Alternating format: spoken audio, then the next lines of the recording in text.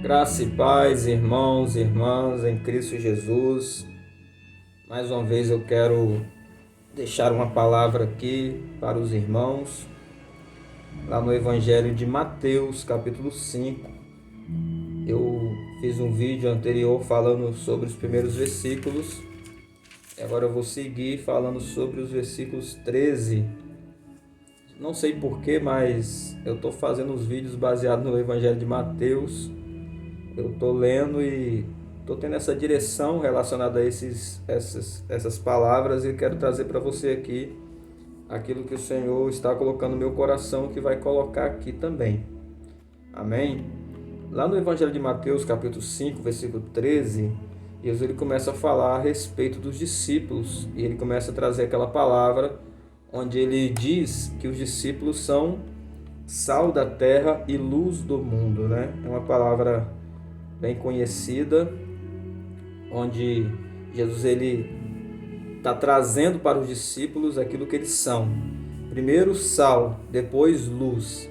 E Jesus ele dá uma ênfase à questão da luz, porque Jesus ele também se apresenta como luz, né? Ele fala, o próprio Cristo ele falou: eu sou a luz do mundo. Mas aqui no Evangelho de Mateus, capítulo 5, ele fala: vós sois a luz do mundo. Porque Cristo, ele primeiro é a luz que ilumina o mundo, que traz, que resplandece essa glória de Deus no mundo, mas também ele incumbiu os discípulos, ele deu à igreja também essa condição de ser luz no mundo. E Jesus ele coloca a luz aqui em dois aspectos. E o primeiro deles, no versículo 14, versículo 15. No versículo 15, ele fala da candeia na casa, né? Então, a casa é um local menor, onde tem uma família, e ali a candeia, ela é colocada no alto para iluminar toda a casa. Então, os discípulos, eles são comparados a essa candeia, aquele tipo de lamparina antigo, né? Que era usado o azeite, e através daquele pavio que se colocava. Não sei se você já foi no interior. Eu ia muito na casa da minha avó e lá tinha essa espécie de candeia e tinha lá o óleo dentro, tinha um pavio, e se acendia aquele pavio e ele ficava queimando, né, com aquele óleo queimando e fazendo aquela luz, né, para iluminar a casa. E essa candeia é colocada em cima para iluminar toda a casa, ela não é escondida, né? Então os discípulos eles foram estabelecidos para iluminar, eles foram estabelecidos para trazer a luz aonde eles estiverem. Esta é uma característica da igreja. No versículo 14 ele fala da luz como sendo uma cidade edificada no monte.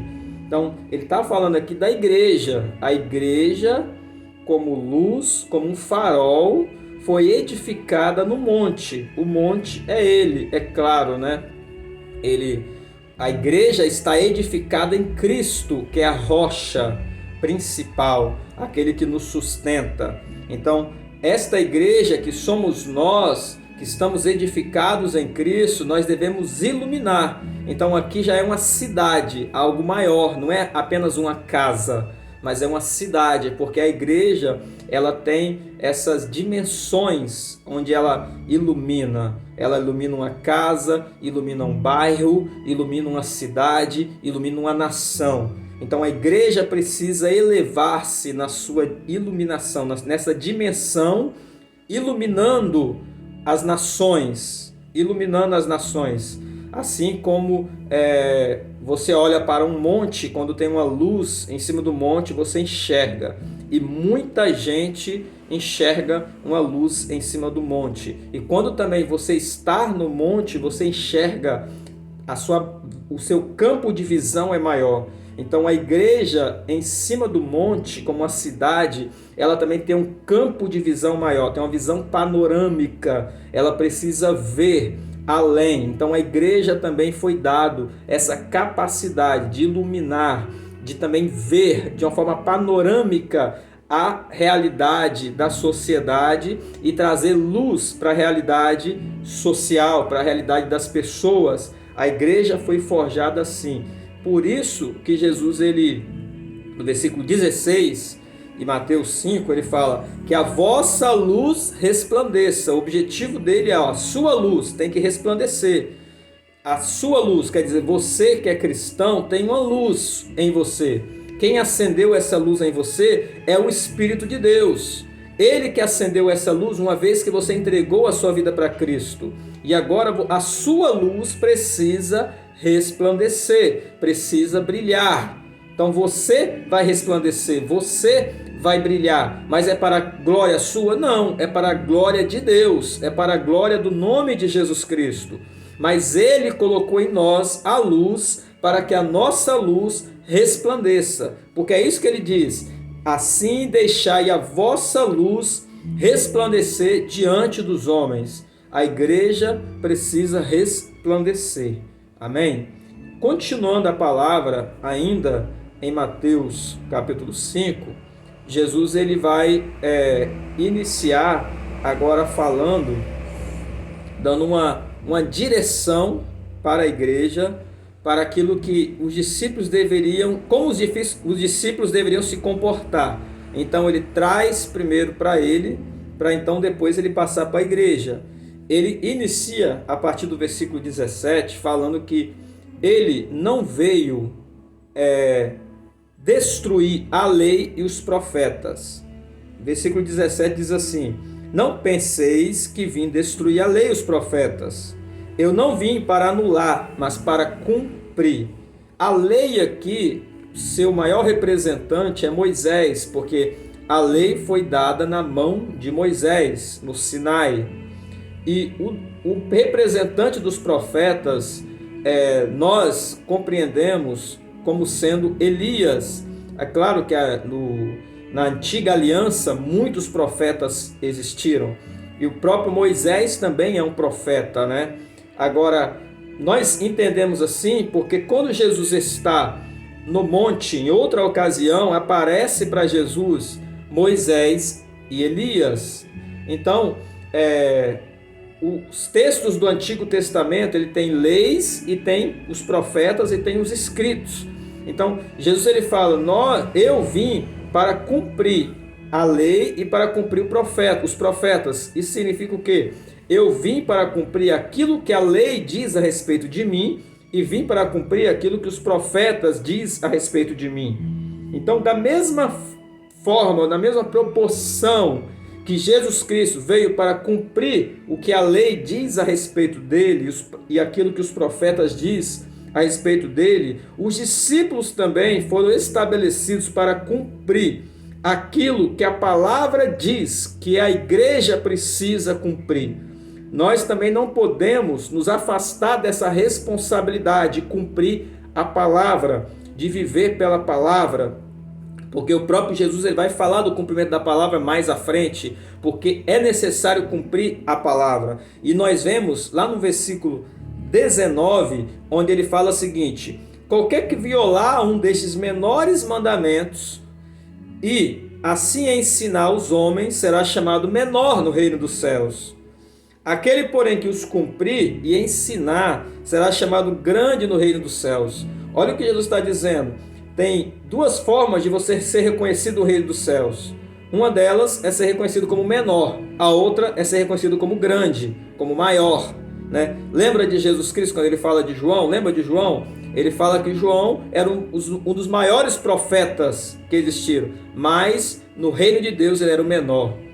Isso aí deixa para outro momento a gente falar sobre isso. Mas olha o que Jesus está dizendo: ser menor e ser maior. O que te leva a ser menor no reino dos céus? É quando você não ensina e quando você não cumpre os mandamentos. E o que te leva a ser maior ou ser grande no reino dos céus? É quando você ensina e quando você cumpre os mandamentos. Observe que não basta ensinar, não basta falar, é necessário praticar.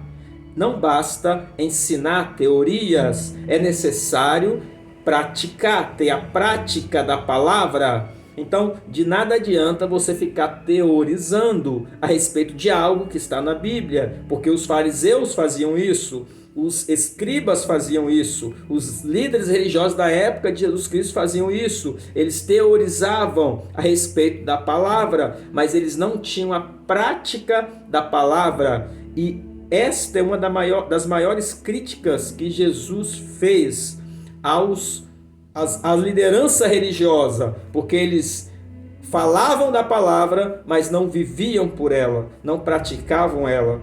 E aí você precisa tomar cuidado, porque aqui Jesus está falando de um ministério de mestre, né? O mestre, ele tem como objetivo ensinar, mas ele não pode apenas ensinar através de palavras, ele precisa ensinar e precisa praticar.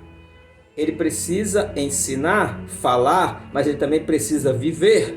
O mestre é aquele que ensina através das suas práticas, não apenas que diz, fulano faça isso, mas ele não faz. Lembra que Jesus faz a crítica aos líderes?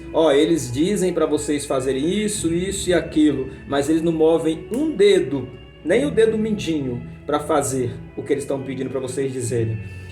Tome cuidado com isso. Por quê? Porque o mestre por excelência não é aquele que manda você fazer e cruza os braços, mas é aquele que faz, ensina você a fazer e mostra como fazer. Então ele pratica aquela ação, aquele ato. Então nós precisamos tomar cuidado com aquilo que Jesus está nos ensinando. Amém? Quando nós seguimos nesta direção aqui, Jesus ele dá uma direção a respeito da oferta, nesse mesmo capítulo, no versículo 23, quando ele fala de trazer a oferta.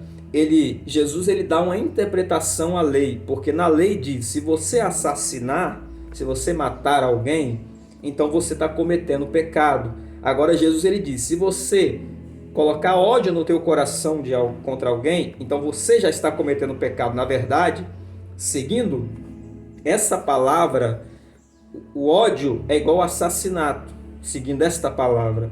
Lembra que Jesus ele fala, se você, na lei diz, não adulterarás, que é a prática do adultério. O que Jesus diz? Se você apenas olhar e cobiçar, você já está cometendo adultério, porque o pecado está no coração, ele sai de dentro de você, ele está interno e ele externaliza através da prática, mas não é preciso se tornar uma prática para ser pecado consumado.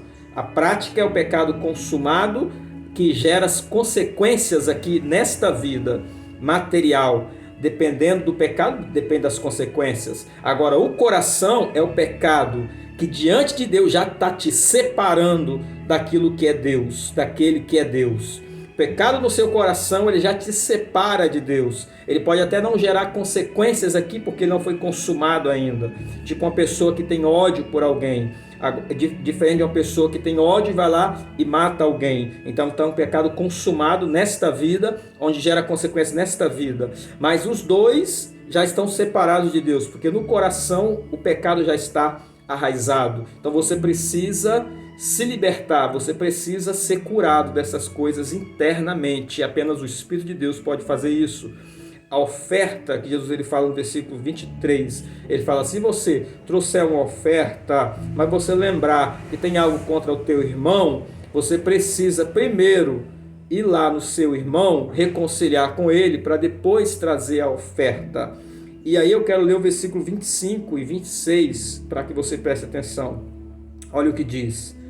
Entra em acordo depressa com teu adversário, enquanto estás com ele a caminho do tribunal, para que não aconteça que o adversário te entregue ao juiz, o juiz te entregue ao carcereiro e te jogue na cadeia. Com toda certeza afirmo que de maneira alguma sairá dali enquanto não pagares o último centavo. O que eu quero chamar a atenção para você aqui é o seguinte: existe um tribunal, e esse tribunal é o tribunal celestial. O tribunal celestial é onde chega todas as nossas faltas. Então, as nossas faltas chegam diante do tribunal de Deus o tempo todo. Por isso que nós precisamos o tempo todo demonstrar ou ter no nosso coração um coração contrito e se arrepender dos nossos pecados, reconhecendo que Cristo, Ele pagou a dívida por nós, reconhecendo que Cristo é o nosso Salvador. Mas os nossos pecados, eles se achegam diante do tribunal. E esses pecados diante do tribunal, eles precisam ser pagos. E a forma de eu pagar, de você pagar esse pecado, é confessando ele, é abandonando ele. Se você não confessa e não abandona, o pecado está lá diante do tribunal. Então vem o adversário e diante do tribunal e vê o pecado que você não confessou, que você ainda não se arrependeu, então ele vem para te acusar. E ele vem para te acusar, então começa a se gerar as consequências dos pecados não confessados. Lembra de Davi no Salmo 32, quando ele fala dos pecados que ele não confessou e os pecados começou a corroer os ossos dele, tornou a vida dele uma vida estéril, uma vida seca, uma vida infrutífera, porque é isso que o pecado faz, ele torna a sua vida estéril, seca e infrutífera. Então o pecado, quando entra, ele não entra apenas gerando consequências no seu corpo físico, porque também gera as consequências do corpo físico através de enfermidades, mas ele entra e gera consequência no seu espírito. Essas consequências, elas são de ordem maior, é de uma grandeza maior, porque isso te afasta de Deus, isso te afasta do reino de Deus, isso te afasta do sobrenatural, do poder de Deus. Então você não pode ter nada diante do tribunal que te acuse.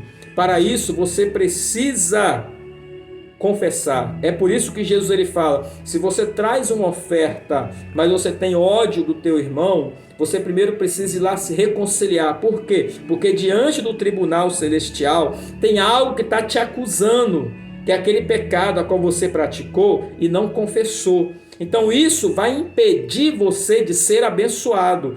Por mais que você entregue aquela oferta e aquela oferta seja recebida na igreja, seja recebida pelo sacerdote, pelo profeta, seja quem for, pelo missionário, pela obra missionária, aquela oferta vai ser proveitosa para aquele grupo, para aquela pessoa, sim, mas no reino de Deus ela não fez sentido nenhum. Porque no reino de Deus existe algo que está impedindo as bênçãos de Deus chegar até você, que é o princípio do reino que você precisa cumprir. E esse princípio do reino você cumpre quando você está livre diante de Deus. Você está conectado a Deus. Não há nada que impede você de chegar ao reino de Deus, nada que impede você de alcançar o reino de Deus. Então por isso que seu coração precisa estar ligado diretamente a Deus, e neste tribunal você precisa estar inocente. A única pessoa que te torna inocente nesse tribunal se chama Jesus Cristo. É Ele que te perdoa, é Ele que libera o perdão sobre a tua vida, é Ele que ofereceu-se em teu sacrifício, e é Ele que é a oferta por você, para que você receba a salvação, receba a cura, receba a libertação, para que diante desse tribunal você não venha ser acusado, porque se você chegar diante do tribunal, no versículo 26 diz, você não vai sair dali sem antes pagar, percebe? Você não vai sair dali sem antes pagar. Então nós não temos condição nenhuma de pagar pelos nossos pecados. Por isso nós precisamos estar com a nossa vida livre diante de Deus, a nossa consciência tranquila diante de Deus. Nós precisamos estar com o nosso coração aberto para Deus, para receber aquilo que Ele tem a nos fazer, as bênçãos dele sobre nós. Amém? Que a tua vida seja abençoada poderosamente, que o Senhor possa te dar essa direção, o Senhor possa te abençoar, que a mão do Senhor esteja sobre você, que o Senhor possa perdoar os seus pecados, você venha se arrepender dos seus pecados, que não tenha interferência nenhuma entre você e Deus, para que os seus atos aqui não tenham sentidos, porque os atos materiais não terão sentido se você tem uma interferência com Deus. Você precisa estar reconciliado com Deus. E a reconciliação com Deus não é apenas naquele momento que você vai ali dentro da igreja, dentro daquelas 4 paredes, levanta a mão e fala, eu aceito a Jesus Cristo. Esse é um momento. Você precisa abandonar os pecados, abandonar o adultério, abandonar o ódio, abandonar o roubo, abandonar a mentira, abandonar a soberba, a ambição. Todas as coisas que separam de Deus precisam ser abandonadas. O teu caráter precisa ser forjado conforme a imagem de Jesus Cristo, para que você seja abençoado com todas as bênçãos espirituais em Cristo. Porque quem está em Cristo já é abençoado com todas as bênçãos espirituais. Amém? Deus abençoe sua vida. Fique com Deus, em nome de Jesus Cristo.